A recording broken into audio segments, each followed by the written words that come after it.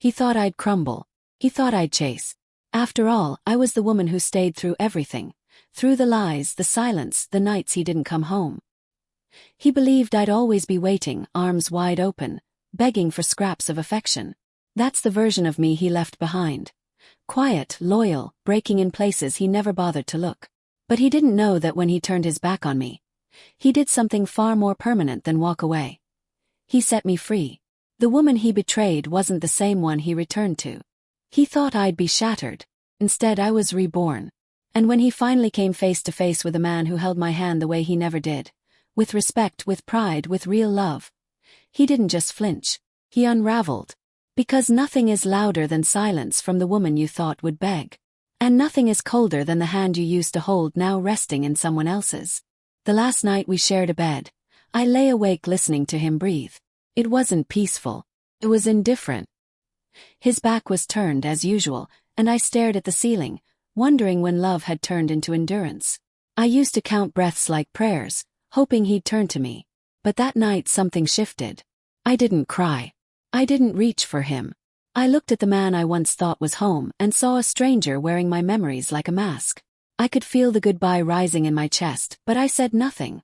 Because what was there left to say? Love shouldn't feel like silence. Love shouldn't be about surviving someone else's neglect. So I tucked that silence into my pocket and slept beside the betrayal like a coffin I was done crawling into. He didn't notice. Of course he didn't. He'd already left me in his mind. He just didn't know. I'd already left him too. He started coming home later, calling less. I stopped asking questions. Not because I didn't care anymore, but because I already knew the answers, and they didn't include me. He'd come in smelling like expensive perfume that wasn't mine, with excuses he didn't even bother to make believable. Long meetings, client drinks. You know how it is. He knew. I knew everything. I knew the way guilt doesn't show up in careless men. I knew the name that kept slipping from his phone screen when he thought I wasn't looking. It was always the same kind of woman. Loud, glittery, temporary. The kind who only needed to look nude to be irresistible. But what he forgot was that I was once nude too. And what he would never understand is that love doesn't expire. It simply stops surviving in a place where it's not seen. I didn't confront him. I didn't scream. I stopped giving him the emotional fireworks he needed to feel alive. He wanted a reaction. I gave him indifference. And that scared him more than rage ever could. He started noticing the way I didn't ask where he'd been. How I stopped cooking his favorites. How my phone started ringing late at night. Friends I hadn't spoken to in years suddenly reaching out again, like the universe had finally uncrossed its arms. I laughed more. Lingered longer in bookstores. Bought myself flowers without reason. He said I was acting different. I said nothing. Because when a woman begins to heal, she doesn't need to explain it. She simply becomes the version of herself that no longer breaks for people who don't even notice they're hurting her. The night I found out for sure, it wasn't some grand discovery. Just a receipt. 2 drinks, 1 room, 1 hotel in a city he wasn't supposed to be in. I looked at it like someone looking through glass. No pain, no tears, just observation. He walked in while I was holding it. Saw the look on my face and didn't even flinch. That was the real betrayal. Not that he cheated, but that he didn't even pretend to be sorry. It didn't mean anything, he muttered. As if that was supposed to stitch the rip down my chest. As if meaningless betrayal was better than meaningful cruelty. I handed him the receipt and said, "Neither do you." He laughed. Said I'd never leave. Smiled. Because I didn't need to leave right then. I just needed to remember what it felt like to be done. I didn't leave that night. Not physically. Emotionally, I was already gone. Made tea. Sat in the same chair where I once waited for him to come home. This time, I waited for my thoughts to settle instead. Made list. Not of what I'd lose, but what I'd finally get to reclaim. Name. My freedom. My time. I cancelled our anniversary dinner without telling him. Donated the dress I bought for it. Booked a consultation with a therapist the next morning. That was my first real act of leaving. Asking for help not because I was weak but because I was strong enough to want more. He went to bed alone that night, still thinking he'd won. But I was already in the next chapter. And this time he wasn't in it. I met Adrian 3 months later. Not in some romantic whirlwind, but in a quiet conversation at a gallery I almost didn't attend. He didn't try to impress me. He listened. Really listened. Asked how I was. Not what I did, not who I belonged to. Just how I was. That question, asked sincerely, unraveled something I hadn't realized I'd buried. I didn't fall in love with him. I grew in love, with myself, with him, with a peace that came from being seen. He didn't rush me. Didn't push. He just stayed present, steady. And slowly, I stopped bracing for disappointment. I started breathing. And for the first time in years, I didn't feel like a guest in my own heart. My ex tried reaching out not long after. One message. Simple. You good. I left it unread. Not out of spite, but because there was nothing left to say. He had been the loudest voice in my life for so long, I forgot what it sounded like when I wasn't being narrated by someone else's ego. But now I had a new voice, my own. And it no longer trembled. No longer asked for permission. Just moved forward. The silence I gave him wasn't punishment. It was proof. Proof that healing isn't always loud. Sometimes it just looks like no longer responding to the person who broke you. The first time I introduced Adrian to my friends, they didn't ask about the past. They just smiled like they already knew I had finally come home to something safe. He stood beside me the whole night, not showing me off but with me. That mattered. He didn't treat me like a trophy. He treated me like a partner. Cool. After the party, he kissed my forehead and said, "You're not hard to love." And I broke. Not because I was sad but because I finally believed it. Those words didn't feel like a compliment. They felt like the truth. The day my ex saw us together, I didn't plan it. We were just walking out of a bookstore, hands full of coffee and poetry, laughing about something only we found funny. He was across the street, staring. I saw him freeze. Saw the disbelief on his face, like someone had rewritten the ending without asking him. He crossed over, awkwardly, like someone trying to claim a memory that had already moved on. "You look good," he said. Smiled. "I am." He looked at Adrian, then back at me. I didn't introduce them. I didn't owe that moment to anyone but myself. Let him feel the sting. Let him finally see what it looks like when the woman you ignored finds someone who treasures her like art. He tried to make small talk, like old wounds could be stitched up with casual hellos. Adrian didn't flinch. He simply stood there, steady as ever, holding my hand the way you hold something precious. Not possessive, not performative, just present. My ex looked between us like he was trying to solve a puzzle he'd thrown away years ago.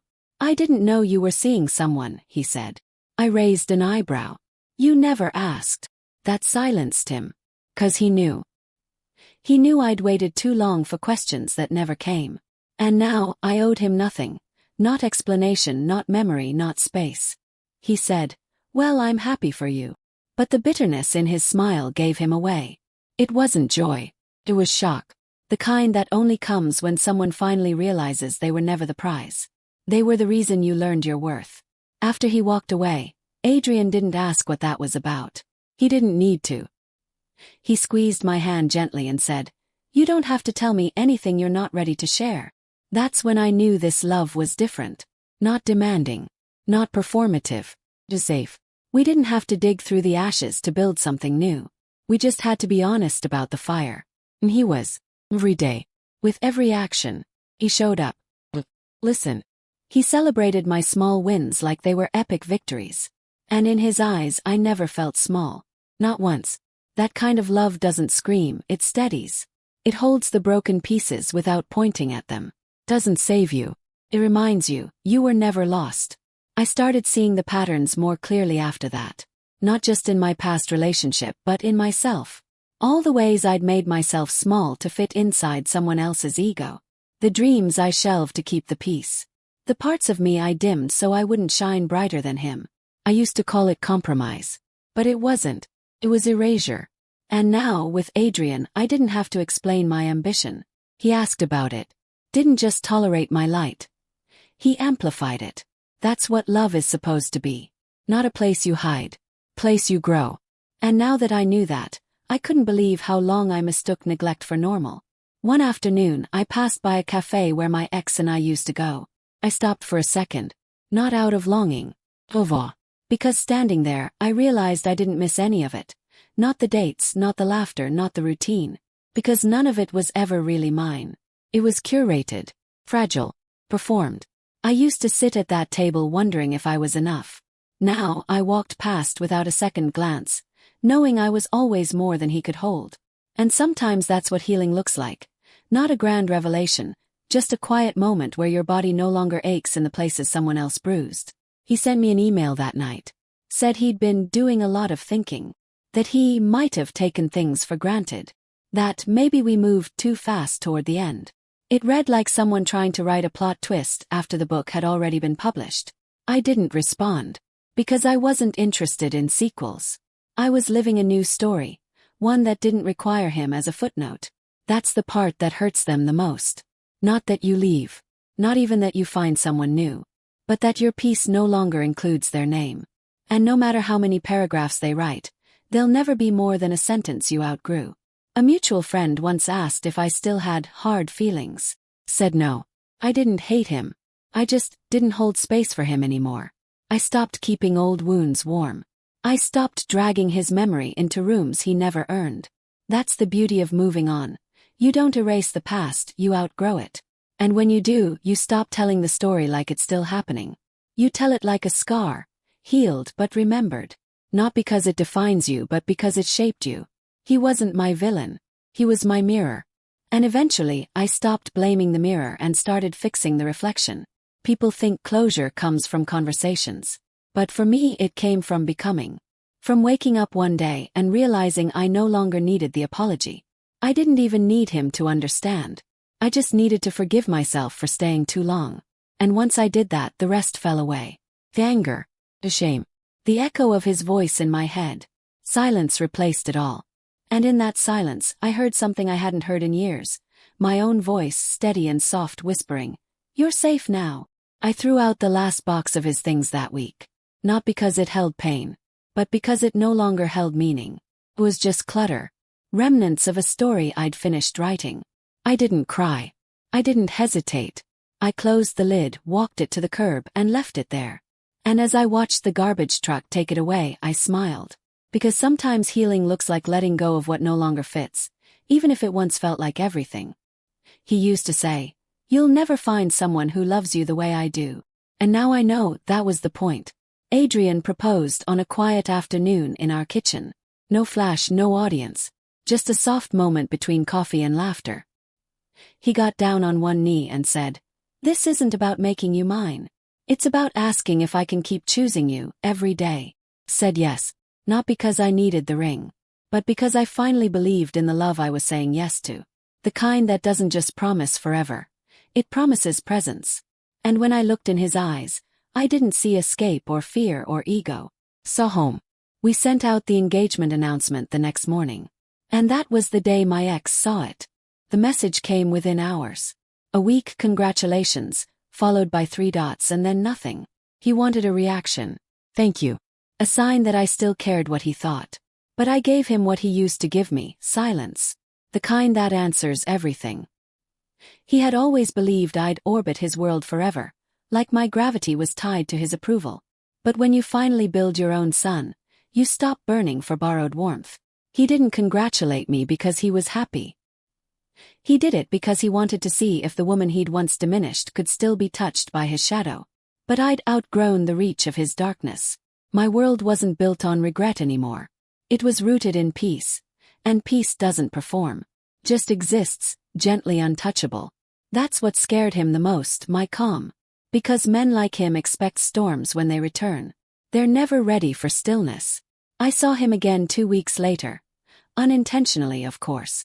A mutual friend's gallery opening. He walked in like he hadn't spent years training me to be invisible.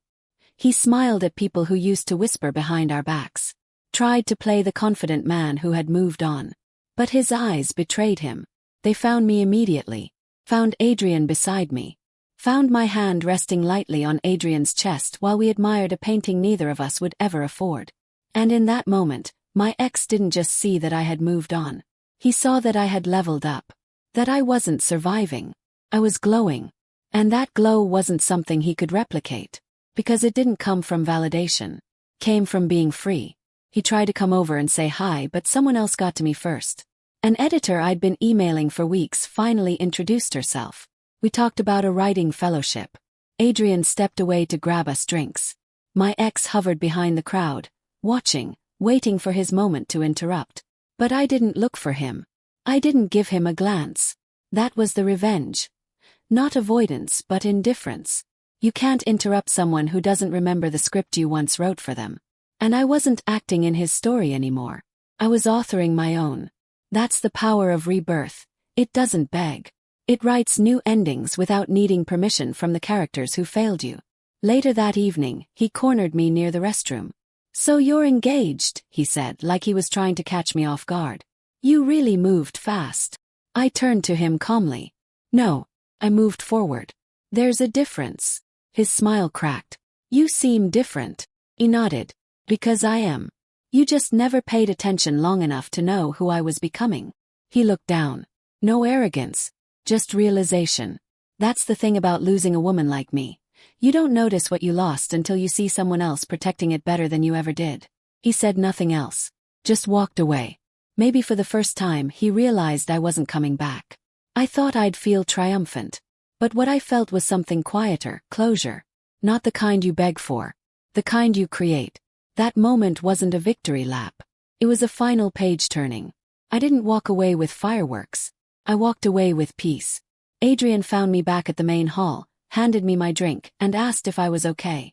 "Perfect," I said. And I meant it. Because real healing isn't when they finally say sorry. It's when you no longer need them to. When you're so rooted in your new life, the past feels like a place you once visited, not where you live. After the gallery, we stopped by a food truck, barefoot on the curb, sharing fries and laughing.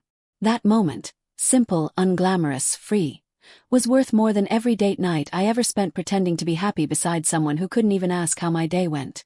I leaned into Adrian's shoulder and whispered, "Thank you." He didn't ask why. He just kissed my forehead. That's how I knew I was exactly where I was meant to be. Not because someone completed me, but because I had finally stopped trying to complete someone who didn't want to be whole. The next morning I woke up early and opened my journal. I wrote, "I'm not healing for him anymore. I'm growing for me." That distinction matters. So many women stay stuck because they want to prove their worth to the ones who broke them. But real healing doesn't come from proving. Comes from releasing. Releasing the need to be understood. Releasing the hope they'll wake up one day and regret it all. I didn't want his regret. I wanted my life back. And I got it. Not in grand moments, but in quiet mornings like this one. Coffee, pages, sunlight, and peace so loud, it drowned out the memory of every time he made me feel like I was asking for too much. I posted a photo of Adrian and me that afternoon. Nothing flashy. Just us holding hands walking by a lake.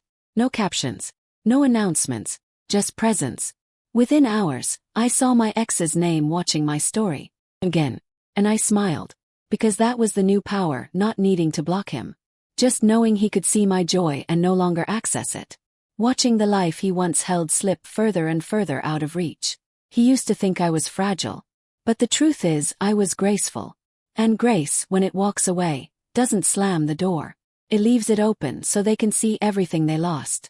Adrian told me once, "You walk like a woman who's been through fire and came out golden." And I told him, because I did. The fire was him, my ex. The smoke, the burn, the suffocating weight of invisibility. And now I shine not in spite of it but because of it. I don't hate the past. I just don't visit it anymore. Keep moving forward. With love. With power. With a man who never needed to see me fall apart to realize my worth. And with every step I take beside him, I prove one thing. The woman you thought would beg is the woman you'll never be able to reach again. People always assume heartbreak ends with anger, with screaming matches or slammed doors. But mine ended with a whisper, a quiet resolve that said, "No more." That's what broke him, I think. Not my leaving but the way I left. No fight. No drama. Just a soft, irreversible exit. Because that's the thing about women like me. We give everything until the day we don't. And by the time we go silent, we've already buried the version of ourselves that would have begged. That's what he couldn't handle. Not my happiness, my peace. Because my peace meant he no longer had a role. And when your power comes from control, nothing terrifies you more than a woman who no longer needs to be handled. Adrian's presence in my life was not loud, but it was unwavering. He didn't replace anyone. He reminded me I was never missing anything to begin with. His love wasn't there to fix me. Simply stood by while I rebuilt. There were nights I still flinched at small things. A raised voice in a cafe, a door closing too hard.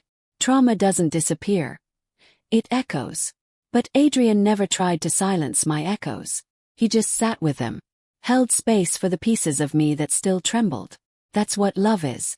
Not a rescue. Not a reward. Refuge. I never had that before. But now I was finally learning that love could feel like home instead of a storm. A cousin asked me once, "Don't you think it's petty that he still watches your stories?" I laughed. Not because it was funny, but because people still don't understand the kind of quiet power women carry when they stop explaining themselves. He watched because he missed the version of me who made his ego feel tall, who let her needs go silent so he could be loud. But that version of me wasn't on social media anymore. She was gone. And what he saw now, smiles, growth, gentleness without guilt, was everything he tried to suppress. That's not pettiness. That's clarity. I wasn't hiding my joy. I was honoring it. There were still people who tiptoed around the subject of him. Mutual friends who didn't know where their loyalty should fall. That used to bother me. Now it bored me. Because if you can't recognize who watered you and who drained you, you're not someone I need close. I didn't need everyone to take sides. I just needed to know who saw me bleeding and stayed silent. Those were the ones I let go of. Quietly. No confrontation. Just less access. I was no longer fighting for space in anyone's life. If they wanted me, they'd meet me at my new altitude. If they didn't, they could stay where I left them. The last time I saw him in person, it was like watching a memory flicker. His presence didn't rattle me. It didn't trigger me. Just passed through me like smoke that no longer stung. He looked tired. Not physically. Just hollow. The kind of hollow that comes when you've realized you traded gold for gravel. He nodded. I nodded back. That was it. No lingering. No what-ifs. No need to prove who was better off. We both already knew. His silence used to crush me. Now mine echoed so loudly, I saw him flinch. People often ask what the hardest part of leaving was. They think it's the loneliness, the grief, the logistics. But it wasn't. The hardest part was realizing I had abandoned myself long before he ever betrayed me. I stayed through red flags because I wanted to believe in potential more than reality. I kept showing up for someone who never asked if I was okay. And I thought that made me loyal. But now I know it made me lost. And finding myself again wasn't loud. It was in the little moments. Reading alone without guilt, saying no without explanation, smiling without permission. That's what made it hard. Learning I was never broken, just buried. I used to dream about the day he'd beg for me back. That he'd finally see what he lost. But when the day actually came, I didn't feel triumphant. Felt nothing.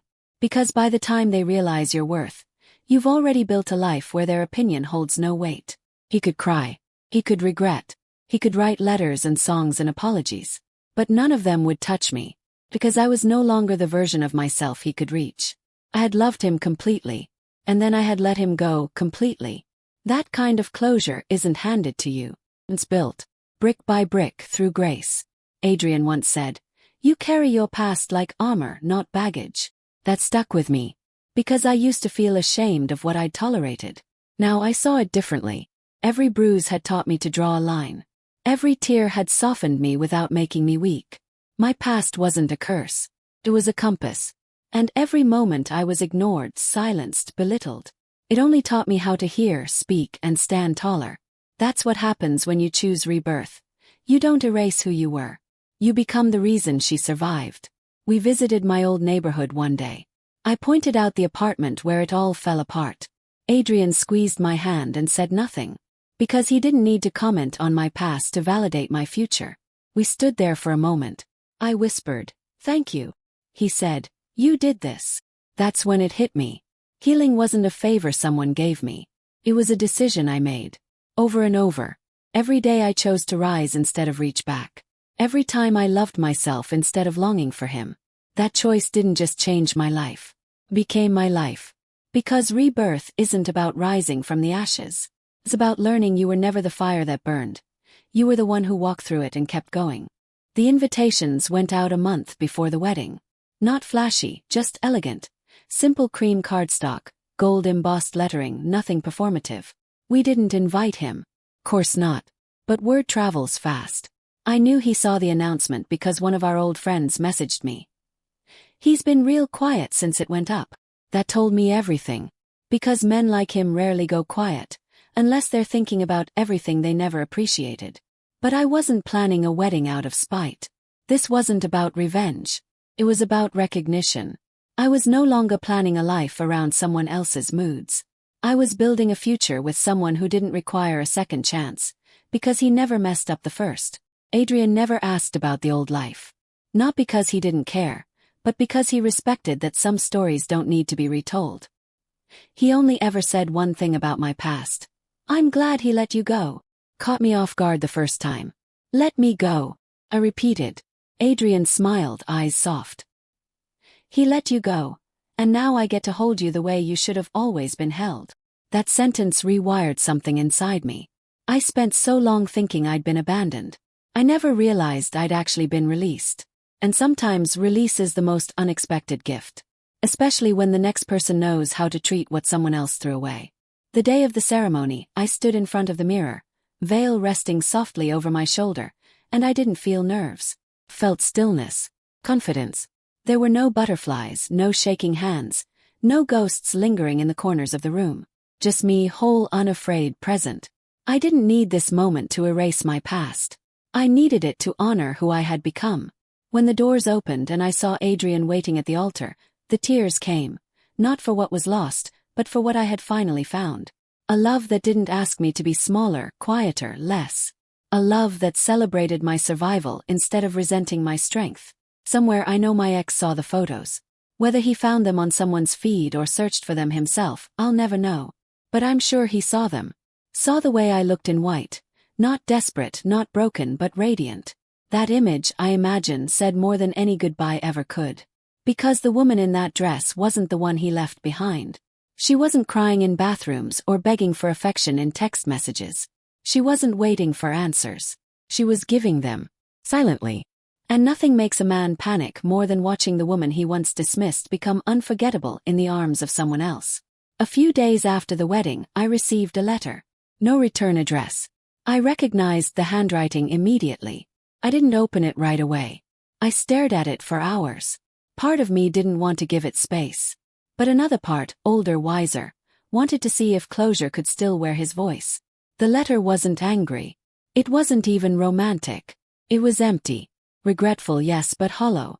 "You were always too much for me," he wrote. "I didn't know how to love someone who didn't need fixing." That was the line that stood out. 'Cause he was right. I didn't need fixing. I just needed to be believed in.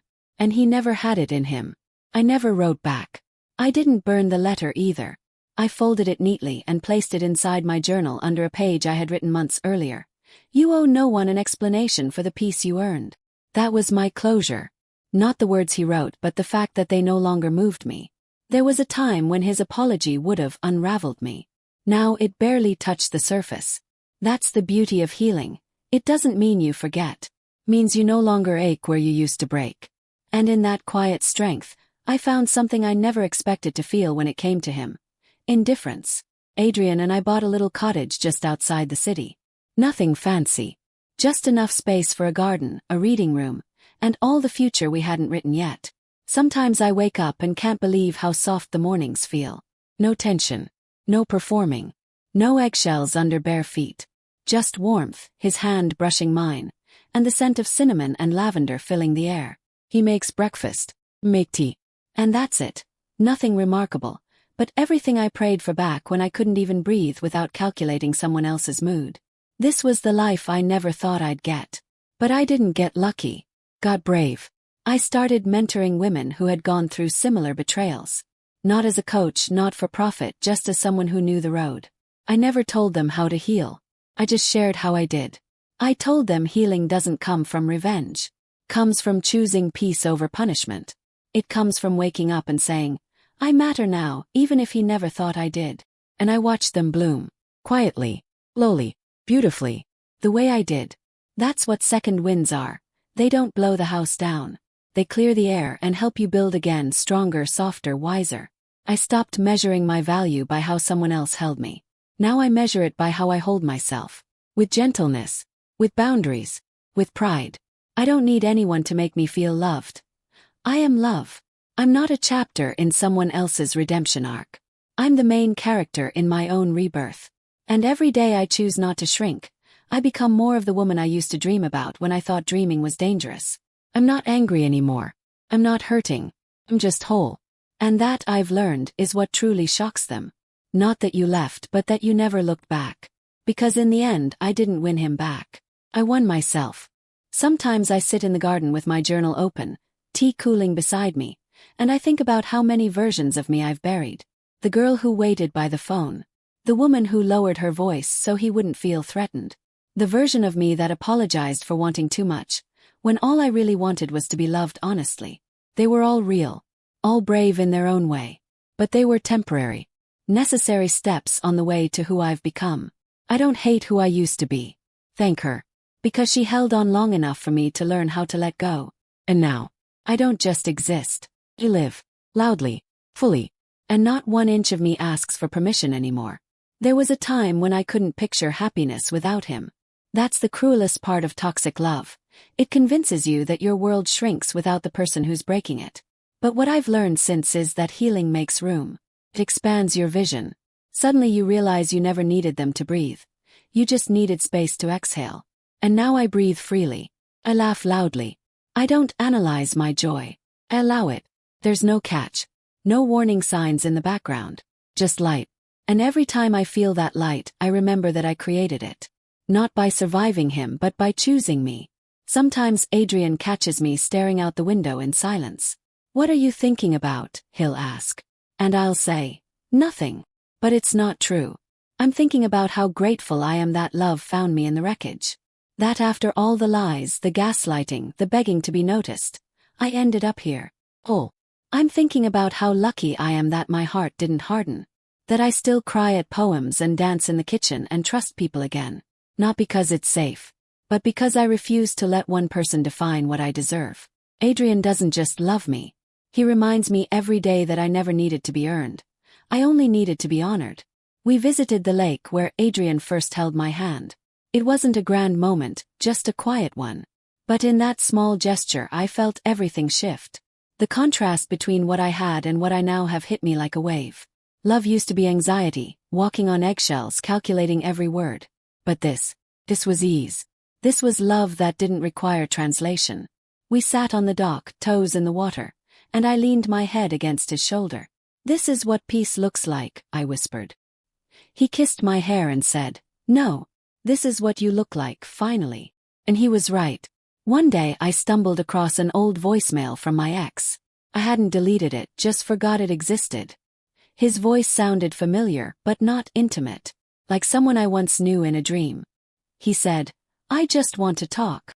I listened to the whole thing, not out of longing, but out of curiosity. It was strange how small his voice sounded now. How empty his words felt. I didn't cry. I didn't ache. I simply deleted it. Not out of rage. Not as a grand gesture. Just as an act of quiet closure. Because some things aren't worth archiving.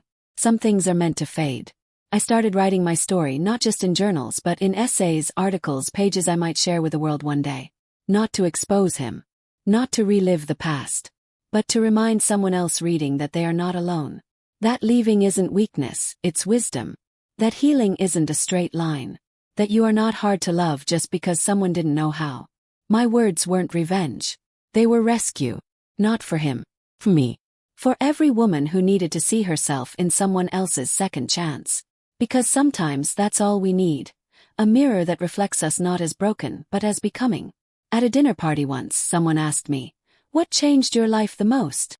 Without thinking I said, "Choosing myself when it would have been easier to choose him." That answer stayed with me. Because I didn't leave for someone else. I didn't leave for another relationship.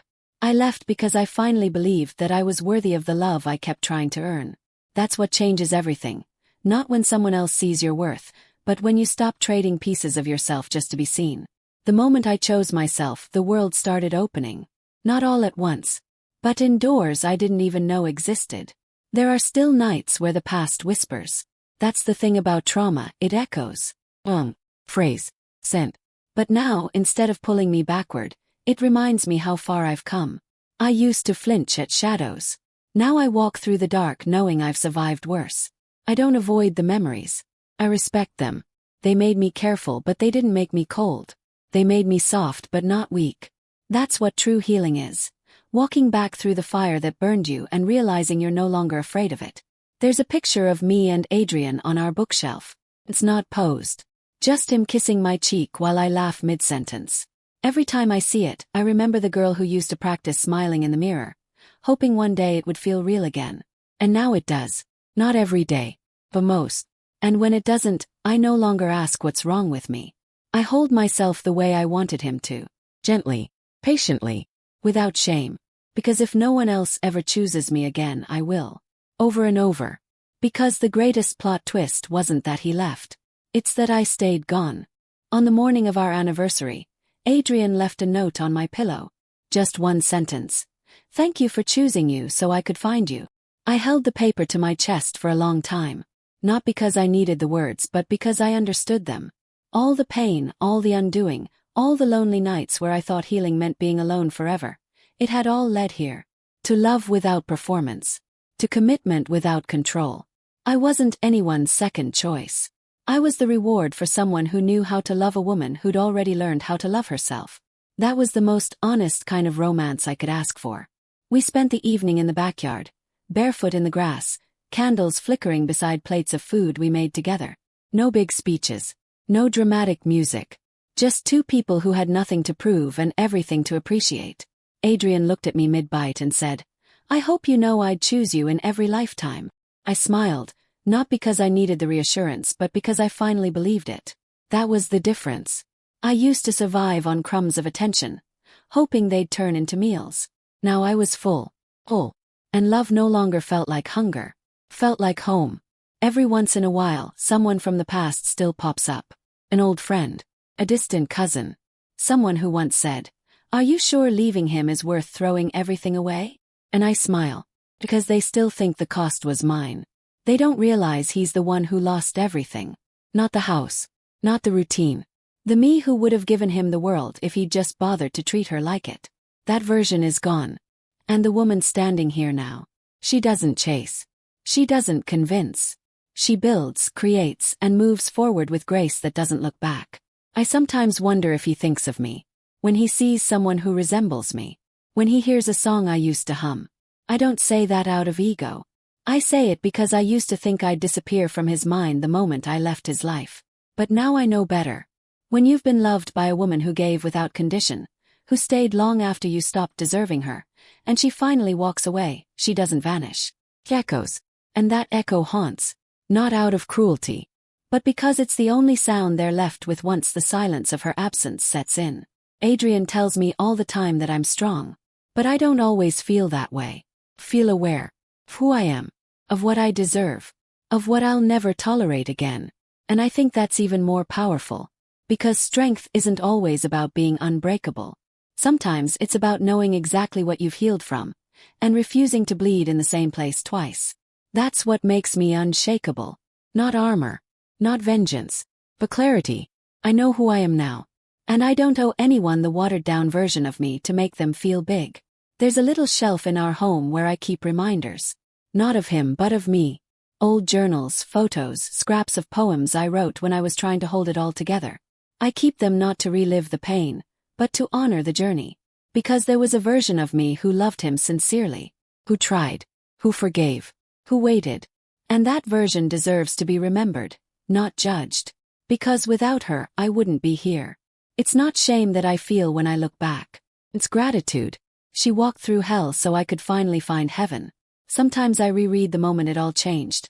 The moment I realized I was done begging for love that felt like punishment. That decision was quiet.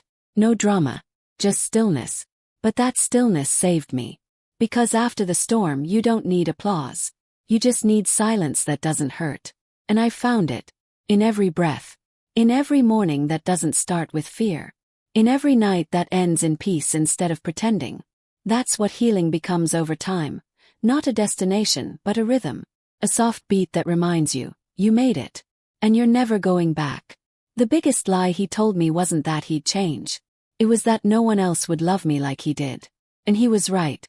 No one ever will. Because no one else will ever take what I gave so freely and treat it like it was disposable. That kind of love, conditional, controlling, silent when I needed noise, is not love at all. Was a lesson. A warning. And I took it. Not bitterly but wisely. I didn't become cold. Became clear. And in that clarity, I didn't just learn how to survive without him. I learned how to live without needing to be needed. If I could speak to the woman I used to be, I'd tell her. He won't change. You will. He won't look back. You'll stop needing him to. You won't forget, but you'll forgive yourself for believing he'd be different. And one day, someone will come along who makes you feel like the sun, not because they need your warmth, but because they want to stand in your light. And when that happens, don't be afraid to receive it. You earned every soft word, every kind hand, every peaceful morning. You didn't survive for nothing. You survived for this. Because in the end, it was never about him. It was always about me, and the woman I became when I finally walked away.